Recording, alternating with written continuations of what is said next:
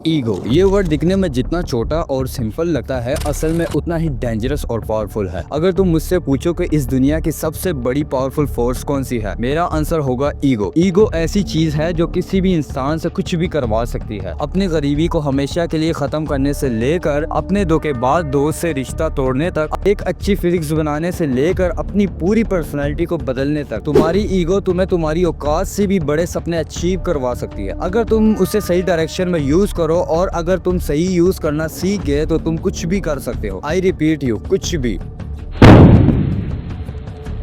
सबसे पहले समझना होगा ईगो होता क्या है। ईगो का मतलब सेल्फ रिस्पेक्ट। ये हर किसी की लाइफ का एक हिस्सा होता है। ईगो कभी भी किसी भी सिचुएशन में आ सकता है। जब कोई तुम्हारी वैल्यू को इग्नोर करता है, जब कोई तुम्हारे प्यार का मजाक उड़ाता है, अपने घर वालों से अंडरएस्टिमेट होने पर, या जब कोई दोस्त तुम्हारा यकीन तोड़ देता है। और इसीलिए दुनिया ने ईगो को एक नेगेटिव टेक दे रखा है। The negative side of ego. सबसे पहले समझते हैं नेगेटिव साइड। कभी नोटिस किया है, जब ईगो हर्ट होता है, तुम सिर्फ जीतने के लिए जीने लगते हो, खुद के लिए नहीं, सिर्फ दुनिया को प्रूव करने के लिए। और वही ईगो तुम्हें अंधा बना देता है। उस वक्त तुम मानते ही नहीं कि तुम गलत हो या सही। एडवाइस भी इंसल्ट लगती है, सजेशन भी छोटे लगते हैं, लगता है सब तुम्हारे अगेंस्ट है। ईगो इतना छोटा होता है कि एक सिंपल मैसेज भी तुमसे छीन लेता है। एक सॉरी, एक रिश्ता, एक चांस, सब ईगो की वजह से खो जाता है। सच ये है, ईगो सक्सेस से ज्यादा फेलियर लाता है। ईगो तुमसे सीखने का हक छीन लेता है। तुम्हें लगता है तुम सब जानते हो, और वही सोच तुम्हारी जिंदगी रोक देती है। और धीरे धीरे तुम्हारी दुनिया छोटी हो जाती है, बिना कनेक्शन के, बिना रिश्तों के, सिर्फ अपने आप में बंद। और सबसे बड़ी बात, तुम ईगो में जीत जाते हो लेकिन जिंदगी में हार जाते हो। The positive side of ego.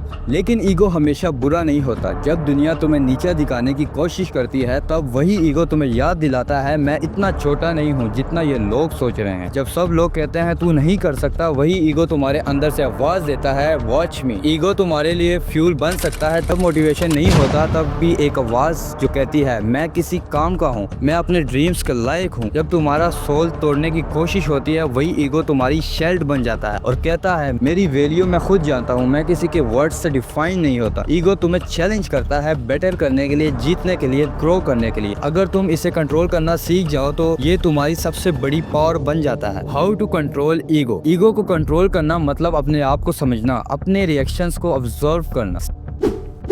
मान लो कि तुम्हारे अंदर ईगो है, ये सब में होता है, लेकिन फर्क तब पड़ता है जब तुम इसे हैंडल करते हो, ना कि ये तुम्हें हैंडल करे। एग्जाम्पल, किसी ने तुम्हें पब्लिक में पॉइंट आउट किया, पहला रिएक्शन क्या होगा? कौन होता है मुझे बोलने वाला? लेकिन अगर तुम पॉज करते हो और सोचते हो क्या ये बंदा सही कह रहा है, तब से तुम ईगो को कंट्रोल करना सीख रहे हो। हर सिचुएशन में सोचो मैं यहाँ से क्या सीख सकता हूँ। ईगो कहता है मुझे सब पता है। ग्रोथ माइंडसेट कहता है मुझे और भी सीखना है। जो लोग तुम्हें सच बोलते हैं वो तुम्हारे दुश्मन नहीं होते, वो तुम्हारे असली मिरर होते हैं। उनसे भागना बंद करो, उनसे सीखना शुरू करो।